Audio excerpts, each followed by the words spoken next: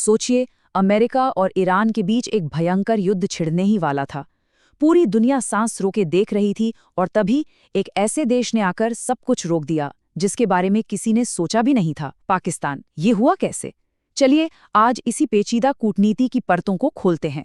Deadline से बस कुछ घंटे पहले डोनाल्ड ट्रंप का ये बयान आता है, आज रात एक पूरी सभ्यता खत्म हो जाएगी। इससे अंदाजा लगाया जा सकता है कि माहौल कितना तनाव भरा होगा। मिडिल ईस्ट में एक और बड़ी जंग का खतरा इतना करीब, इतना असली शायद ही कभी लगा हो। और फिर अचानक ये खबर आती है, युद्ध विराम। और इसे करवाया किसने? किसी सुपर पावर ने नहीं, बल्कि पाकिस्तान ने। इस एक खबर ने पूरी दुनिया को हैरत में डाल दिया और सबके मन में बस एक ही सवाल था, पाकिस्तान क्यों और कैसे? तो आज हम इन्हीं सवालों के जवाब ढूंढेंगे। हम देखेंगे कि इस पूरे खेल में पाकिस्तान का अपना क्या दांव पर लगा था, उन्होंने ये बातचीत करवाई कैसे, इसमें सबसे बड़ी अड़चन क्या आ रही है, और क्या ये सिर्फ एक अस्थायी रोक है या इससे आगे भी कुछ हो सकता है। चलिए तो फिर शुरुआत करते हैं सबसे बड़े सवाल से, आखिर पाकिस्तान ने इस सुपर पावर शोडाउन में कूदने का फैसला क्यों किया? देखिए, ये कोई दुनिया में शांति का दूत बनने की कोशिश नहीं थी। इसके पीछे छिपे थे पाकिस्तान के अपने बहुत ही ठोस रणनीतिक हित। असल में पाकिस्तान के लिए ये मध्यस्थता करना कोई चॉइस नहीं, बल्कि एक मजबूरी थी। सोचिए, अगर ईरान में अस्थिरता फैलती तो उसका सीधा असर पाकिस्तान पर पड़ता। बलूचिस्तान में बगावत और बढ़ जाती, शरणार्थियों का सैलाब आ जाता। उधर स्ट्रेट ऑफ हॉर्मूज में कोई भी गड़बड़ होती तो पाकिस्तान की पूरी इकॉनमी हिल जाती, तेल की कीमतें आसमान छूने लगती। और इन सबके ऊपर पाकिस्तान में दुनिया की दूसरी सबसे बड़ी शिया आबादी रहती है, तो देश के अंदर सांप्रदायिक तनाव बढ़ने का खतरा भी बहुत बड़ा था। और पाकिस्तान की जो ज्योग्राफिकल लोकेशन है वो इसे और भी ज्यादा पेचीदा बना देती है।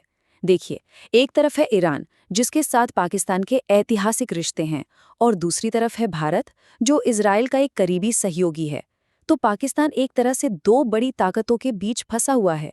इसलिए इस इलाके में स्थिरता बनाए रखना पाकिस्तान की अपनी सुरक्षा के लिए बेहद जरूरी हो जाता है। तो पाकिस्तान ने किया क्या? उन्होंने अपने इस अनोखे डिप्लोमेटिक नेटवर्क का इस्तेमाल किया।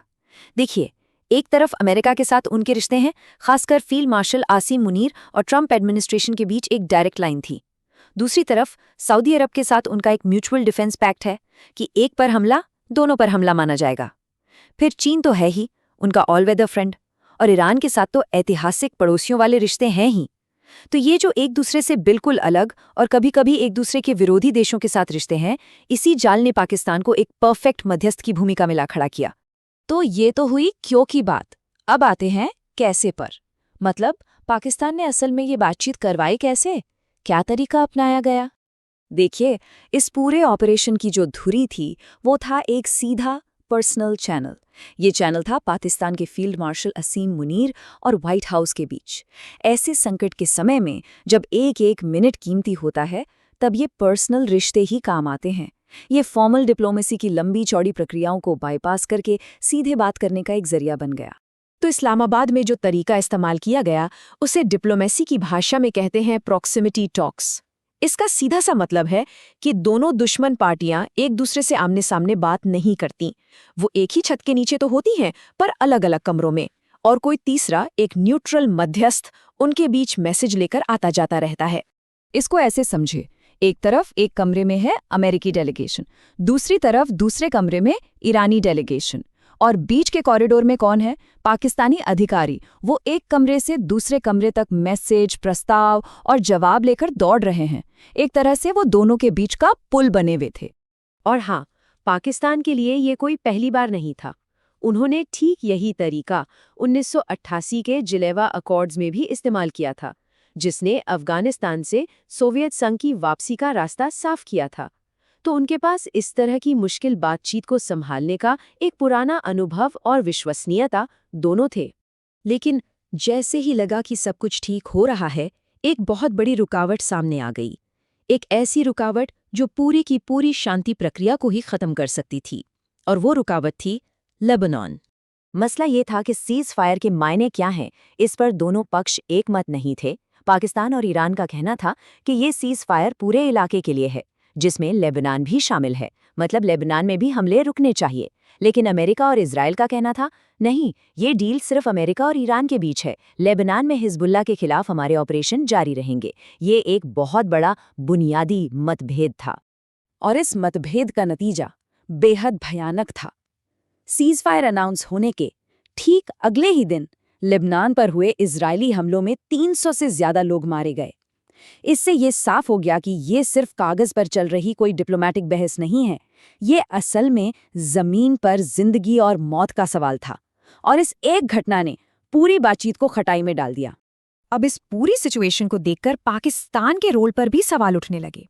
क्या पाकिस्तान वाकई एक ईमानदार मध्यस्थ, एक ब्रोकर था, या वो सिर्फ एक मैसेंजर, एक संदेशवाहक था, या फिर कुछ और ही था? एक नजरिया ये है, जैसा कि foundation for defence of democracies जैसे थिंक टैंक्स का मानना है, कि पाकिस्तान एक बेईमान दलाल है। उनका कहना है कि पाकिस्तान के अपने हित ईरान से इतने ज्यादा जुड़े हुए हैं कि वो एक न्यूट्रल पार्टी की तरह नहीं, बल्कि तेहरान के वकील की तरह काम कर रहा है। वहीं एक बिल्कुल उल्टा नजरिया भी है। कुछ लोगों का मानना है कि इसमें पाकिस्तान का अपना कोई बड़ा रोल था ही नहीं। इस थियरी के मुताबिक व्हाइट हाउस ने बस पाकिस्तान को आगे कर दिया, उन्हें एक मात्र संदेशवाहक की तरह इस्तेमाल किया, क्योंकि उन्हें लगा कि अमेरिका की तरफ से आए ऑफर को अगर एक मुस्लिम पड़ोसी देश पेश करेगा तो शायद ईरान उसे आसानी से मान ले। और फिर एक तीसरा नजरिया भी है जो इन दोनों के बीच का है। इसके मुताबिक पाकिस्तान ने बड़ी समझदारी से बैक चैनल डिप्लोमेसी का इस्तेमाल किया। वो इतने तनाव के माहौल में एक विश्वसनीय माध्यम बना, एक ऐसा चैनल जिस पर दोनों पक्ष भरोसा कर सकते थे, जब सीधे बात करने के सारे रास्ते बंद हो चुके थे। ठीक है, तो एक अस्थायी युद्ध विराम तो हो गया, लेकिन अब आगे क्या? क्या ये एक नाजुक सी शांति किसी स्थायी समाधान में बदल सकती है? असली चुनौती तो अब शुरू होती है। बस एक नज़र दोनों तरफ की मांगों पर डालिए, ये जमीन आसमान का फर्क है। अमेरिका चाहता है कि ईरान का न्यूक्लियर प्रोग्राम और मिसाइल प्रोग्राम पूरी तरह से कंट्रोल में हो। वहीं ईरान कहता है कि पहले सारे प्रतिबंध हटाओ, स्ट्रेट ऑफ हॉर्मुज़ पर हमारा कंट्रोल रहेगा और अमेरिका गारंटी दे कि वो कभी हमला नहीं करेगा।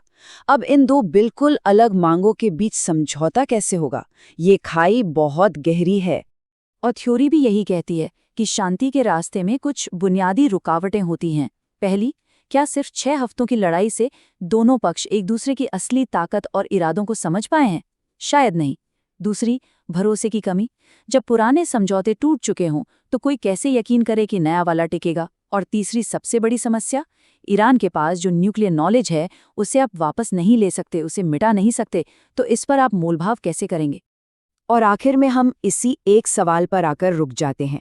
इसमें कोई शक नहीं है कि पाकिस्तान ने एक बहुत बड़े युद्ध को टालकर एक कमाल का काम किया है, दुनिया को थोड़ी मोहलत दी है। लेकिन क्या कुछ हफ्तों का ये युद्ध विराम 40 सालों की दुश्मनी, गहरे अविश्वास और बिल्कुल अलग सोच को ख़त्म कर सकता है? ये वो बड़ा सवाल है जिसका जवाब इस्लामाबाद के बंद कमरों में नहीं, बल्कि आने वाले वक्त में मिलेगा।